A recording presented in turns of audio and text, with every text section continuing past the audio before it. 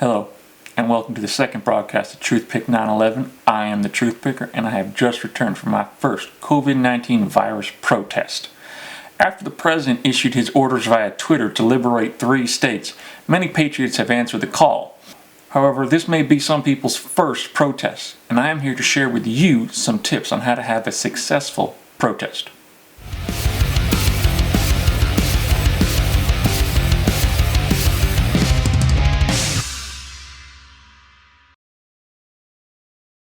Number 1, get organized.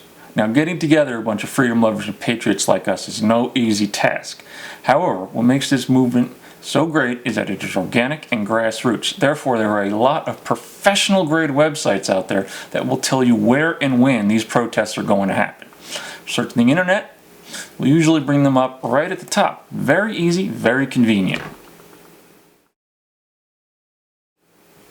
Number 2. Be in a militia.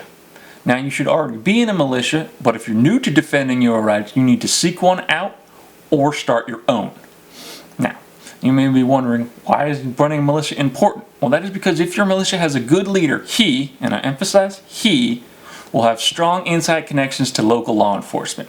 Because it is important to know that we are on the side of the cops. Number 3, bring your guns. Now, you should already own a gun, and if you don't, you need to stop watching this channel right now and leave.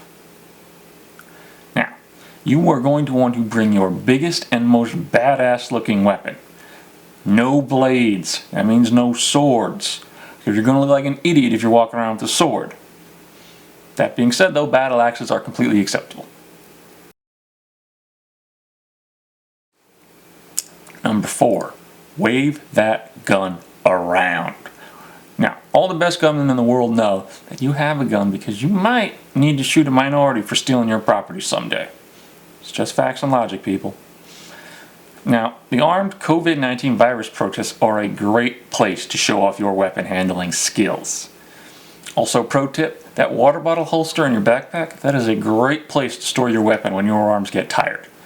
Remember to keep the safety off because you never know when it may go down and you need to be able to fire quickly.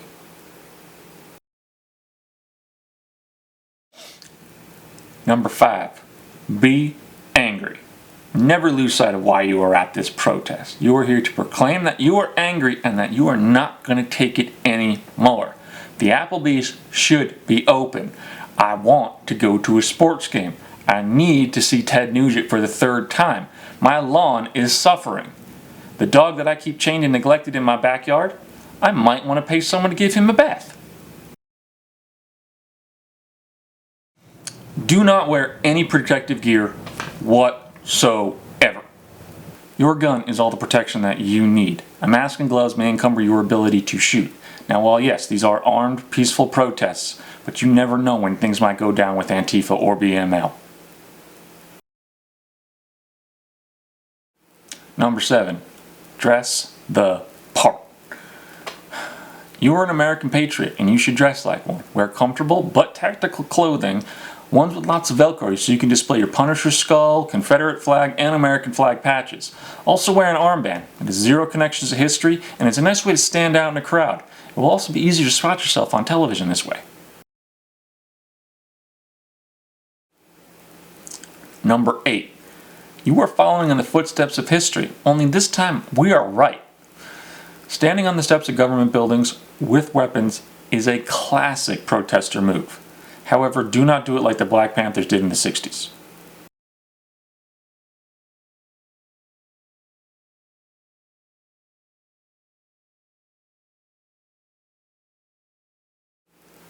I believe those 2 photographs speak for themselves. Number 9, antagonize, antagonize, antagonize. Cops are going to protect you over everyone else on the other side. This frees you up to be really aggressive with your words. See a counter-protester? Scream and yell at them with as much anger as you have within you. Let it out of that random unarmed college student know-it-all lib. Remember, if you piss them off, you have won the interaction. Number 10, have fun with it. This is a social event. There's going to be lots of like-minded people, and why not have some fun while you're there? Bring a flask of your favorite alcohol. Share it with people. Drinking will loosen you up and lower your inhibitions. Plus, we all know how much fun combining drinking, guns, and crowds can be. So drink up, shake hands, and get to know your real fellow Americans. So, that's all I have for you truth seekers now, but remember to always pick the truth out and to drink your bleach.